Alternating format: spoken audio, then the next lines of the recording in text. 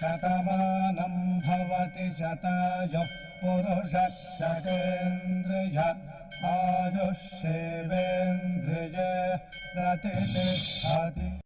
ఓం నమో వెంకటేశాయ. ఈరోజు 29వ తేదీ శనివారం, మార్చి నెల 2025వ సంవత్సరం. శతమానం భవతి కార్యక్రమానికి గౌడుకు అమ్మ ఇందు, నాన్న శంకర్.